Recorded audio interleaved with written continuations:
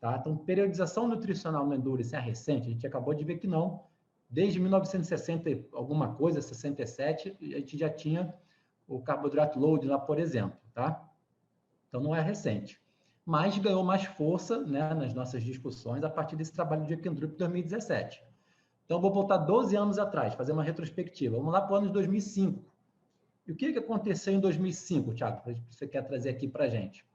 Bom, em 2005 saiu um trabalho interessante tentando acoplar o que eu acabei de falar, o aeróbio em jejum, para ver se amplifica, né, a expressão de algumas enzimas que poderiam ser interessantes para a performance.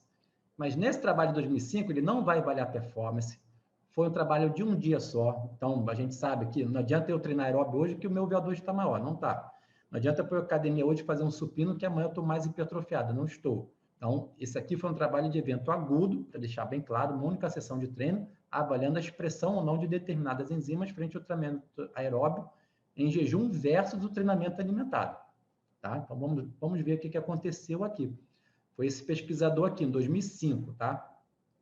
Então, olha a metodologia ali. 7 homens jovens não treinados. Então, não foi atleta. 7 homens jovens não treinados. Uma única sessão de treino. O estudo foi crossover separado por uma semana. O estudo crossover é interessante, porque quem participou do experimento participa dos 2 grupos. Você participa do grupo aeróbio e jejum, depois de uma semana você vai para o grupo alimentado. Tá? Então, dá para comparar você contra você nos 2 modelos. Isso é o crossover. Fizeram 4 biópsias musculares para acessar o tecido muscular e ver a expressão de enzimas frente a ter ou não carboidrato. Tá? E essas biópsias musculares foram antes e logo após o exercício e 1 hora e 4 horas após o exercício. Então, você chega no laboratório, faz uma biópsia muscular, vai fazer o exercício em jejum ou não, acabou o exercício, faz outra biópsia, fica no laboratório, 1 hora após e 4 horas após o esforço, vai fazer outra biópsia para avaliar a expressão gênica. Olha o título do trabalho, gente. Dá uma olhada ali no título. A ingestão de glicose durante o exercício, né, limita, né, acaba com a expressão gênica induzida por esse exercício. Expressão gênica de quê? No músculo esquelético, já que a biópsia foi muscular, nos genes oxidativos. Então, pelo título, você já dá para saber o que vai acontecer aqui no resultado. Ingestão de carboidrato durante o esforço acaba com a expressão gênica das enzimas oxidativas no músculo esquelético que aconteceram frente ao esforço. Ao colocar o carboidrato no jejum, aconteceu, com carboidrato não. Então, mostrando que a glicose realmente pode impactar na expressão gênica. Não é só substrato energético, que fique claro, tá? Como que foram os grupos? Ó, grupo 1, aeróbio em jejum. De 8 a 10 horas de jejum. Na verdade, você fica a noite de sono sem comer, vai para o laboratório em jejum. Ingestão de água apenas. Pós-exercício, vai ficar em jejum até 4 horas, tá? Você está no laboratório dele, fez o aeróbio em jejum, acabou o jejum, acabou o exercício, melhor dizendo, mas você vai ficar no modelo Recovery Low, que hoje é um dos modelos do Train Low, né? Recovery Low, vai recuperar com baixo carbo, até 4 horas, sem nada de carboidrato para ver a expressão gênica.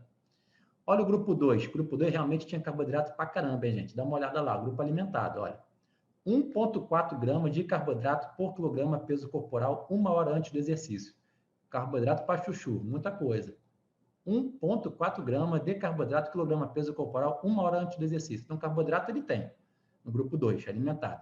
Mais suplementação de 0,35 gramas de carboidrato quilograma peso corporal durante o esforço, nos tempos. Menos 10, ou seja, 10 minutos antes do exercício, 30, 60, 90, 180, 240, 300 e 360 minutos.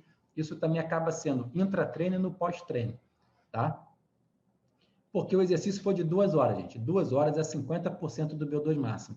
Então, aqui não está sendo avaliada a performance, você não foi para o seu limite, não foi até a exaustão. É uma intensidade média, que é fixa, você não aumenta a intensidade durante o esforço, 50% do VO2 máximo, e o tempo também é fixo. Tá? Então, o exercício acaba com 2 horas do exercício submáximo. Por mais que você ainda esteja inteiro na prova, o exercício acabou. Tá? Então, ele não quer avaliar a performance, ele quer avaliar qual é o impacto de eu colocar carboidrato ou não, antes, durante e após o exercício, na expressão gênica comparado a quem está no jejum. Então, até botei os modelozinhos aqui na sua direita em azul. Ó. O primeiro lá em cima, né, tá ali, você não vai ingerir nada, seja no pré-feed, ou seja, não tem pré-treino com carboidrato, e nem durante o exercício. Né? Fasted, né? Fasted é o jejum. Você está vendo como se fosse tanque de gasolina que eu botei aqui para brincar? Sempre que aparecer na minha apresentação aqui ao longo do dia, isso representa o aeróbio em jejum, tá?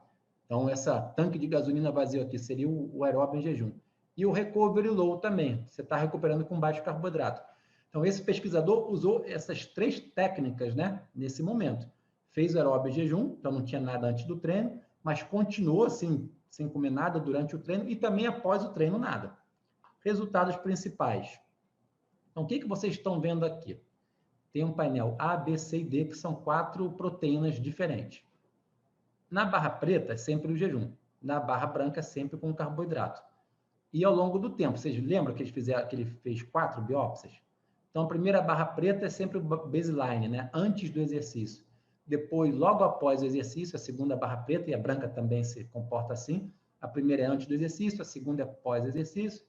A terceira é 1 hora após o exercício e a quarta barra preta ou branca é 4ª hora após o exercício. No painel A, ele está mensurando a CD36. Que proteína é essa, Thiago? CD36. É uma proteína que fica na membrana do músculo e ela capta ácido graxo livre. É uma proteína que capta ácido graxo livre oriundo lá do tecido adiposo. Está vindo pelo fluxo sanguíneo, o ácido graxo livre. O que aconteceu quando eu coloquei carboidrato? O que vocês podem observar?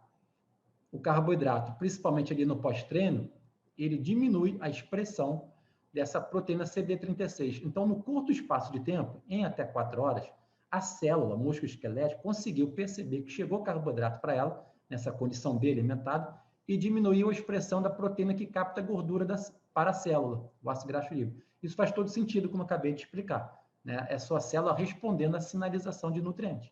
Tem carboidrato? Não tem por que eu pegar a gordura do lado de fora. Vou usar o carboidrato como fonte de energia. Já no fasted, está aumentado. Deu diferença, né? Do modelo jejum para o carboidrato. No painel B, é o mesmo raciocínio. O carboidrato diminui a CPT1, carnitina, palmitoil, transferase 1. Que, em última análise, tem a ver com o metabolismo da gordura, da queima da gordura também. Então, o carboidrato ali presente diminui a capacidade da sua célula queimar gordura. No painel C, o raciocínio é o mesmo. Você vê que o CP3 tende a aumentar no jejum. O CP3 seria termogenina, né? Também tem a ver com o metabolismo basal, inclusive, né? Com queima de gordura. Também está aumentada no jejum, o carboidrato diminui. Né? E a MPK, que é o que mais me interessa aqui no momento, que eu já falei bastante dela, MPK é o painel D. Olha o carboidrato lá. Diminuindo, principalmente quando eu boto carboidrato ali no pós-treino, olha lá, como despenca a MPK, a expressão desse MPK. De novo, gente, aqui não tem nada a ver com performance. É estudo de um dia, de um único momento, efeito agudo.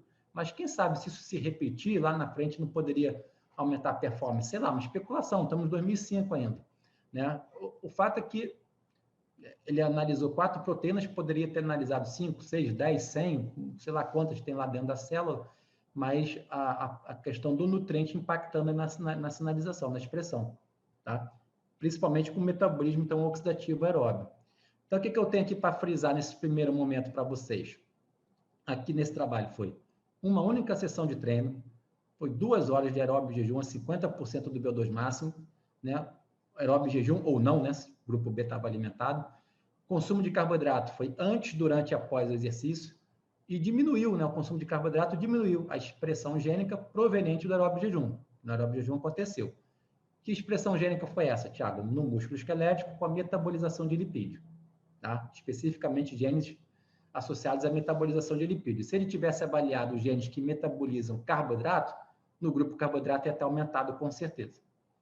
Implicações médio e longo prazo para a performance e o emagrecimento. Emagrecimento, eu já digo para vocês que não tem nenhuma implicação direta. Para a performance pode até ter, isso no decorrer da minha apresentação vai ficar mais claro. Tá? Então está ali, 2005, um outro trabalho agora do mesmo autor, também vai fazer aeróbio em jejum, só que agora ele vai mudar um pouquinho as coisas, a metodologia. Mas é muito parecido o trabalho, tá, gente? São 9 jovens treinados, não são atletas, o estudo também foi crossover, 9 semanas de diferença, né, entre um grupo e outro, para poder trocar os grupos no crossover. Dieta durante os 3 dias antes dos testes foi padronizada, né, tá ali rica em carboidrato, tá vendo? A dieta é rica em carboidrato, com mais de 60% de carboidrato, 15% de proteína e 23% de lipídio. A bicicleta, muito parecido com o trabalho anterior, 2 horas também. Aqui ele aumentou um pouquinho a intensidade, jogou para 75% do VO2 máximo, o trabalho anterior foi com 50%. mas da mesma forma que o trabalho anterior, ele não avalia a performance, porque é uma duração fixa e a intensidade também é fixa. Então, por mais que acabe o exercício você esteja inteiro, ou quase isso, né, o exercício acabou. Você não precisa ir no seu limite, não precisa ir até o máximo. Não está avaliando performance, está avaliando a capacidade física, mas a performance não. Performance é time trial, contra-relógio. Você iria no teu limite. Então, aqui ele também seguiu de 4 horas de recuperação, tá, gente? Teve 4 horas de recuperação, só que diferente do trabalho anterior, ambos os grupos, quem fez em jejum ou não o exercício, após o esforço, tem carboidrato, tá? Tem carboidrato. Também fez biópsia muscular no vasto lateral em 3 momentos. Antes do exercício, imediatamente após o exercício e até 4 horas após o exercício, lembrando que esse pós-esforço, novamente, ambos já tinham bastante carboidrato. Quem foi o grupo 1? Jejum de 11 horas e durante o exercício se manteve, né? Foi aeróbio e jejum. Só água com adoçante. Grupo 2, carboidrato para burro, que nem o trabalho anterior.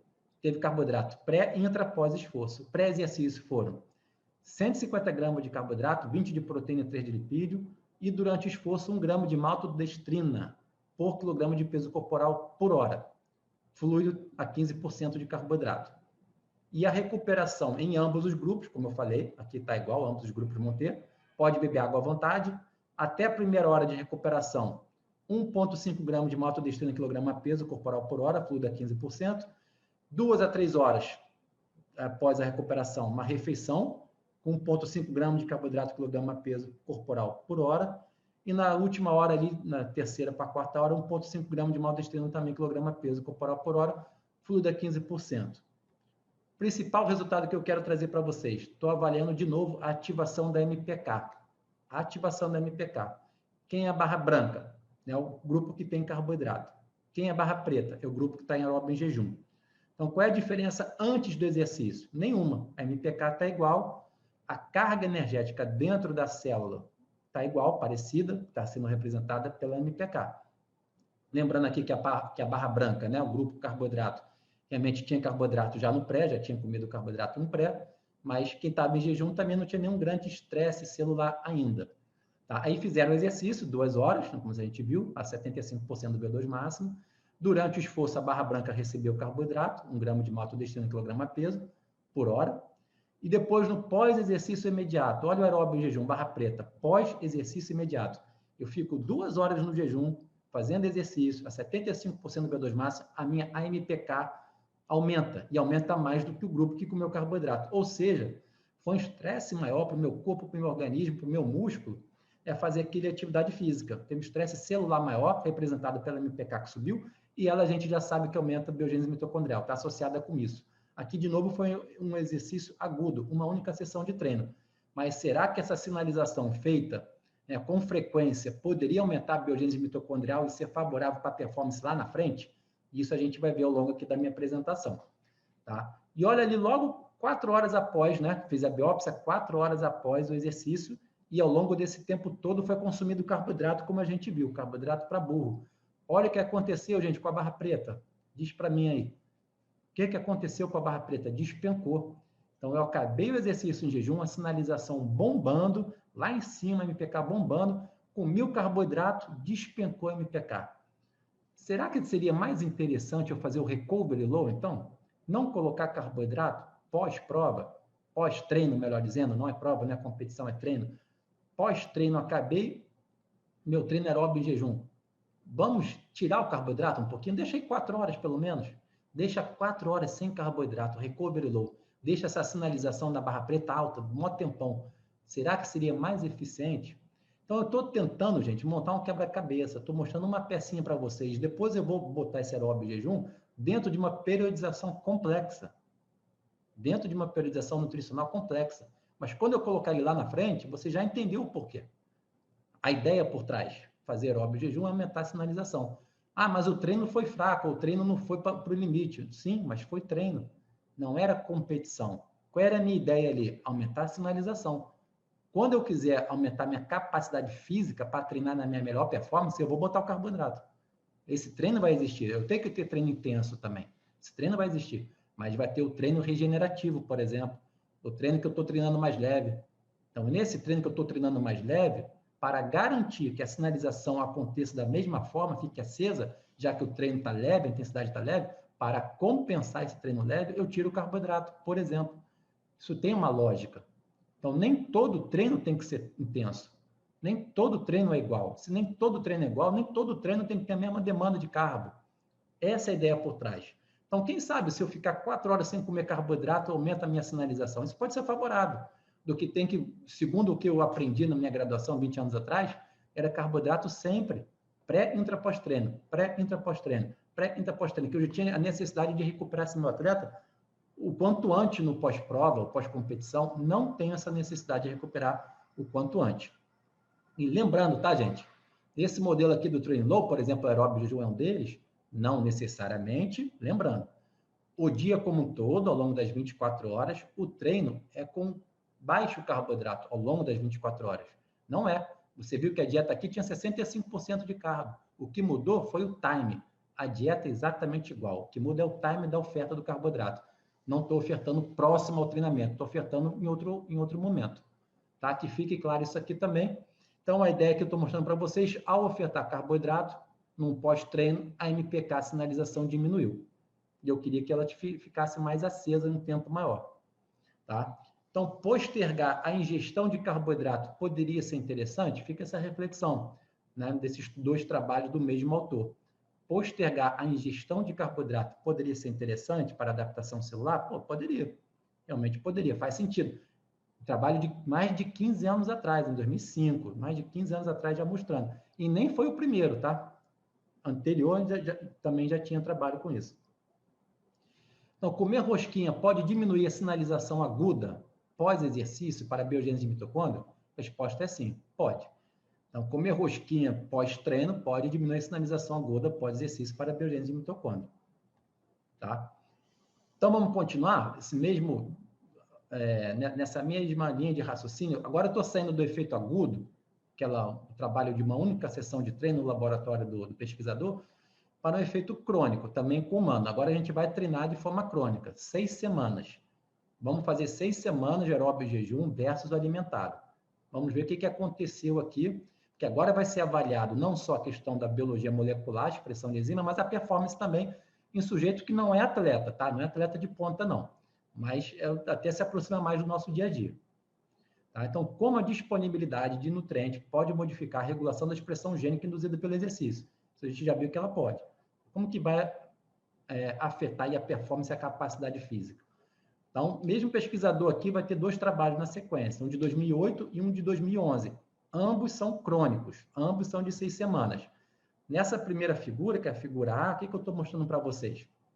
Um efeito crônico. Tá? Por exemplo, das proteínas CD36, que você já sabe o que ela é uma proteína de membrana, né, da célula, do sarcolema muscular, que aumenta a captação de ácido graxo livre. A outra, FABBP, também é a mesma coisa, faz a mesma função. É Fatty Acid Binding Protein, uma proteína que se associa ao ácido graxo.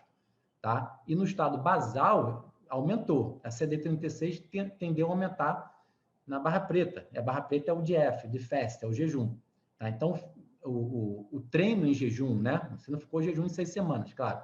O treinamento em jejum e a dieta era exatamente igual, mas o treinamento em jejum aumentou a expressão de enzima, que em 6 semanas repercutiu até de forma basal aumentada para essa proteína que se associa ao ácido graxo livre, que é a FABP, e tendeu a aumentar a CD36. Para o CP3 não fez diferença. Tá? Então, aumentou também, vale ressaltar aqui também, né? Que esse treino foi, então, de 6 semanas, 3 vezes por dia, de 1 a 2 horas por sessão, a 75% do VO2 máximo. Então, os trabalhos que eu mostrei anteriormente foram efeito agudo, um dia só, agora é crônico, 6 semanas, 3 vezes por dia. Logo, 18 treinos, né? Aumentou a atividade da SDH. Eu não estou mostrando aqui na figura, mas está por escrito porque está no texto.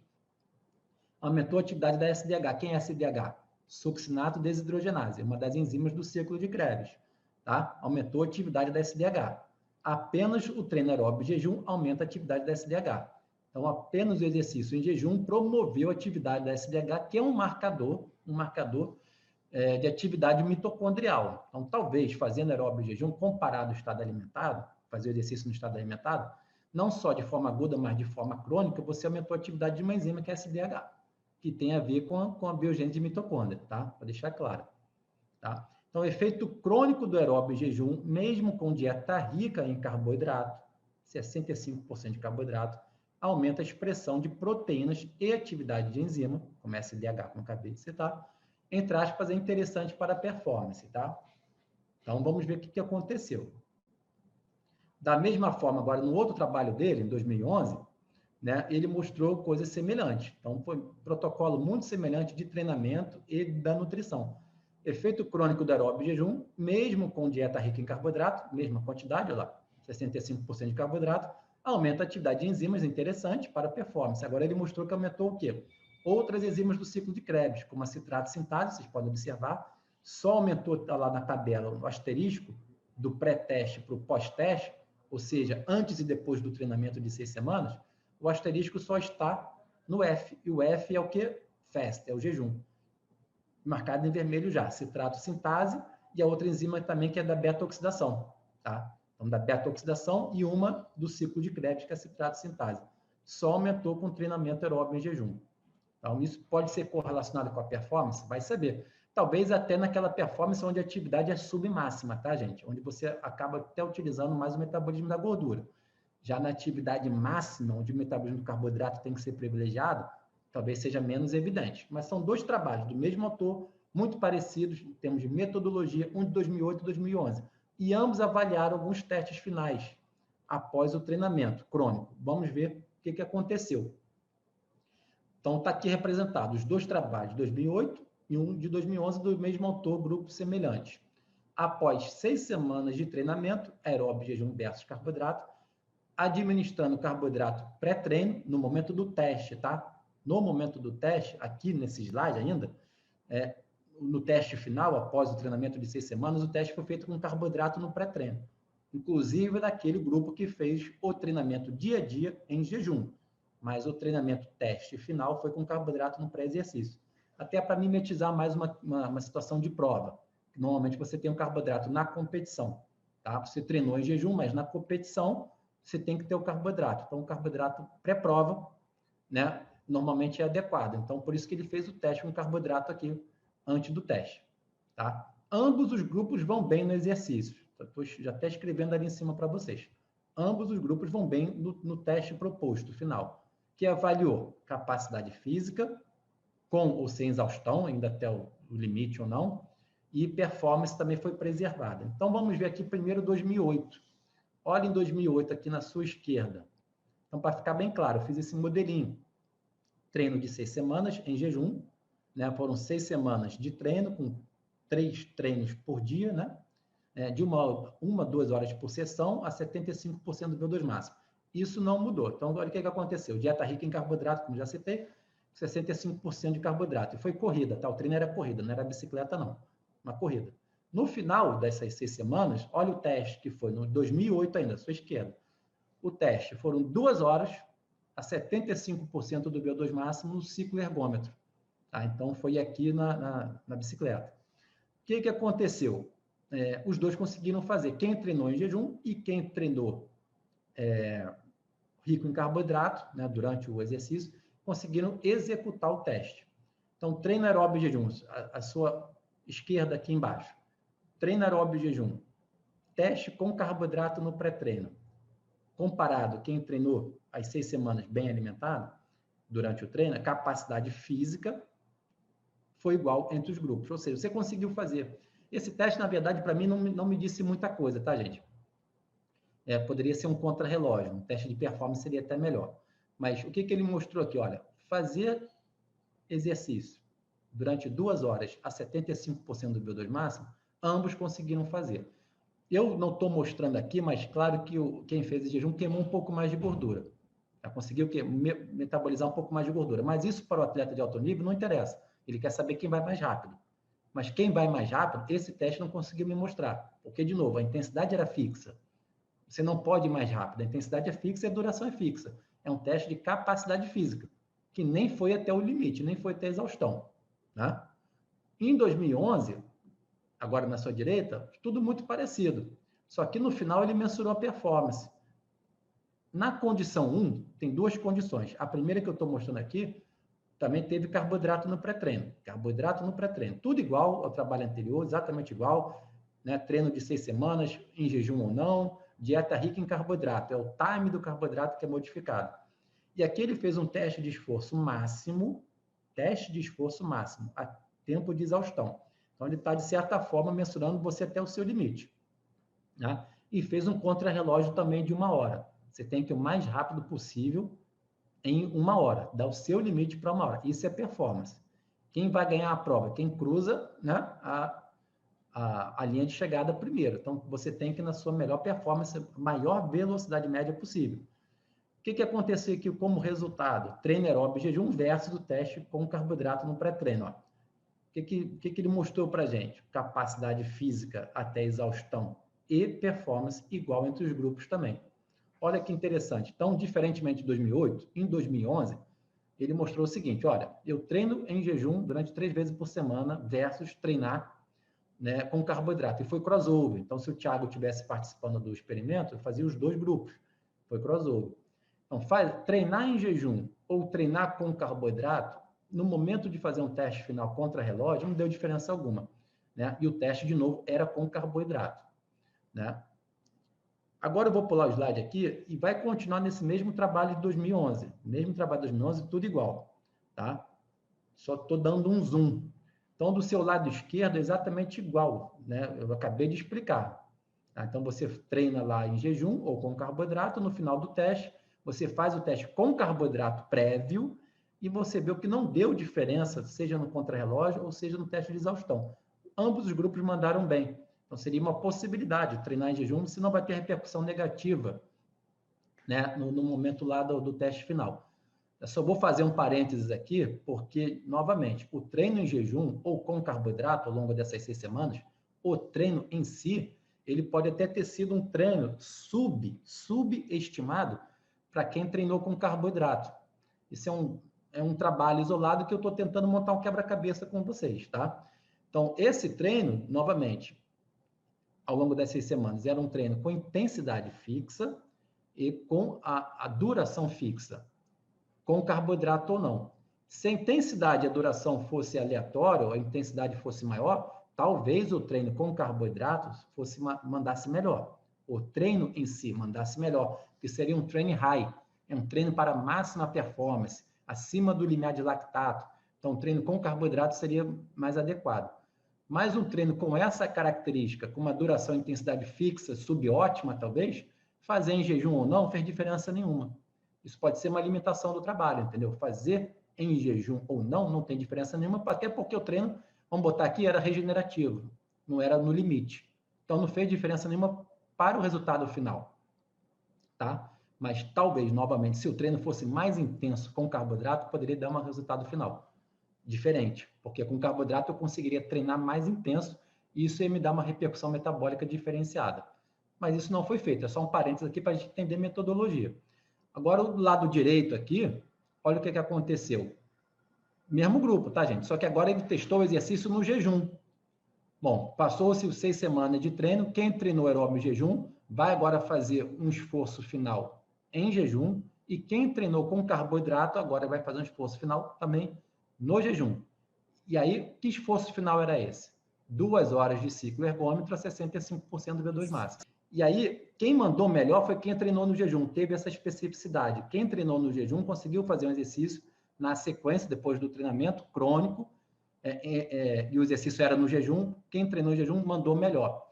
Aqui também não está mostrado, mas você vai ver que a glicemia de quem estava treinando com carboidrato e foi exposto ao exercício 2 horas no jejum, a glicemia caiu um pouco mais.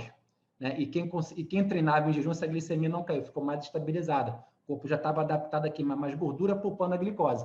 Então, a glicemia ficou estabilizada. Tá?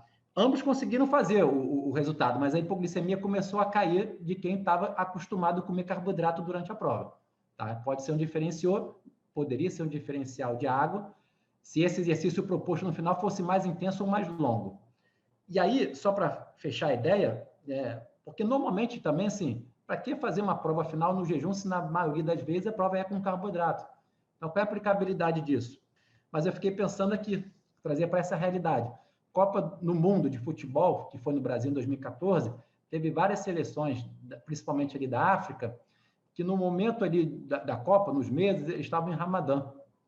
Tá? E no Ramadã você fica sem comer durante boa parte do seu dia, né? Inclusive impactando nos jogos. Teve muita dessa discussão. Os jogadores vão jogar o jogo ali de alto nível sem comer carboidrato, né? Porque o horário do jogo era exatamente no horário até do jejum também. O jejum, às vezes, é da parte da manhã até na hora de dormir. Fica o dia inteiro, durante o mês todo. E aí, como que joga em alto nível não comendo carboidrato? E aí aqui é só uma brincadeira, uma reflexão, que aquele trabalho pequenininho poderia me trazer o seguinte, pô, já que eu vou jogar em jejum, por que não treinar em jejum também? Né? Em algum momento. Poderia ser mais interessante. Treinar em jejum para competir no jejum. Mas como a maioria das pessoas não competem no jejum, né? Isso não quer dizer que o treino aeróbio em jejum não seja eficiente, porque, de novo, é no momento regenerativo, onde eu quero priorizar a adaptação celular, eu quero tirar o carboidrato, quero priorizar a MPK, que ele fica aceso há mais tempo. Tá? Então, essa seria a ideia, um treino mais leve, mais regenerativo, que normalmente esse treino existe dentro de uma periodização de treinamento. Esse treino leve existe. Faz parte de treinar mais leve de vez em quando, após um treino pesado. E nesse momento, quem sabe tirar o carboidrato. Essa é a ideia mais contemporânea, mais atual. Tá? Então, opções para ativar sinalizações importantes para as adaptações celulares. Opções, ferramentas que a gente tem para aumentar a sinalização celular. O aeróbio em jejum, que está representado aqui na sua esquerda, como já falei, esse tanque de gasolina vazio. Não ofertar carboidrato durante a prova, durante o exercício. Um exercício com a característica que deveria ofertar o carbo, mas eu não vou ofertar. E o recovery low. Então, tudo isso já pincelei. São adaptações importantes. E tudo está dentro do guarda-chuva do Train Low. Mas esses três aqui, gente, eles não fazem uma coisa. Né? Então, entretanto, lá embaixo, entretanto, no aeróbio jejum, iniciamos o exercício com glicogênio muscular cheio. Mas, não sei se vocês concordam, você pode, por exemplo, comer o carboidrato pra caramba na noite anterior, no jantar, antes de dormir, e aí você vai dormir.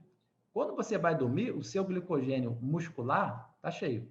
Quando você vai dormir, o seu glicogênio hepático também vai ficar cheio. Você acabou de comer bastante carboidrato na noite anterior. E aí você fica aí 8 horas sem comer nada, né? Você está dormindo. Quando acorda, e vai fazer o aeróbio em jejum. Quando você acorda, o glicogênio que foi parcialmente depletado foi o hepático. Porque ele que tem, né, a função ali principal da manutenção da glicemia. Momentos de privação de carboidrato, por exemplo, como foi o caso de 8 horas sem comer na noite de sono. Mas o muscular não, o glicogênio muscular ele não oscila no ciclo jejum alimentado, ou pelo menos não oscila na noite de sono, já que você está dormindo e não está fazendo exercício.